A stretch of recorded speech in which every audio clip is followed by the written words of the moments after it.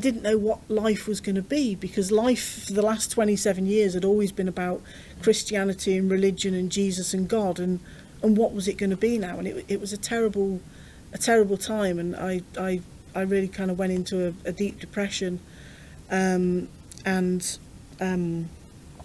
I ended up having a nervous breakdown and ended up at my doctor's office. She was really supportive and helped me get a course of cognitive behavioural therapy that helped me kind of sort my head and sort my thoughts out for a bit. The final breakthrough came for me shortly after that. I was sitting in bed one morning and I thought, I'm not a bad person. I don't deserve hell. I don't deserve eternal punishment. I'm not responsible for something that people did thousands of years ago. And again, it sounds really simple, but to me it was really profound. I probably broke down and cried for about 3 hours, because it just felt like someone had lifted this huge weight off my shoulders. And from that point, I really didn't look back. You know, I still had issues. I kind of went through the angry atheist phase, where I would just like shout at loads of people and get into loads of arguments on Facebook and YouTube. And I had to deal with the guilt of, you know, I'd been a youth leader and I'd led young people to Jesus, and I had to deal with that guilt. Now, thankfully, I work with young people, helping them to become more independent and live fulfilled lives.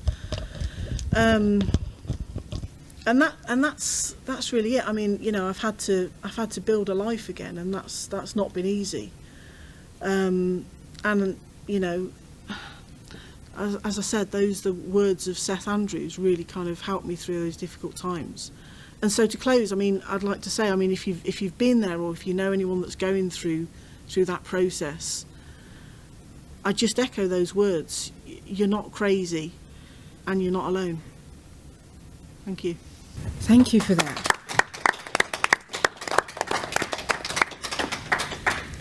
Thank you, Emma. I think one of the things that it highlighted for me was that when you're at your most vulnerable is when they strike. Yeah. When you're at your weakest, that's when those words, when you're looking for something, and they know that. Christians know that, and they come in at that point.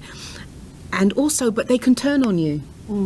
Yeah. And that's another part of apostasy, when people who want to believe, they're there, you've knocked on their door, you've dragged them to church, there they are every Sunday, or whatever day, I was a 7-day Adventist. And yet then, the slightest little thing you do, they turn on you. Yeah.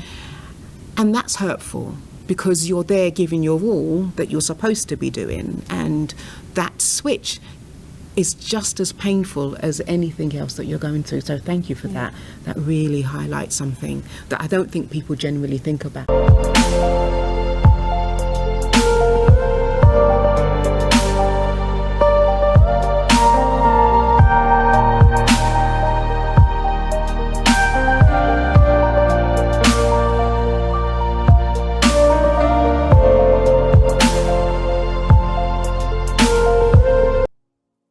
अगर कोई बंदा financially परमेश्वर के कामों में help नहीं करता या अपना टाइथ नहीं बोता, तो बाइबल बताती वो फाइनेंशियली ग्रो नहीं करता, श्राप नहीं टूटते, फिजूल खर्चियां खत्म नहीं होती, क्योंकि बाइबल कहती हमें बोने के लिए। कितनी प्रेयर है आपकी? कभी फुल नाइट कभी प्रेयर की है? कभी लगाया पूरी रात प्रेयर में, और आप बोलते हो परमेश्वर के वरदान मुझे चाहिए?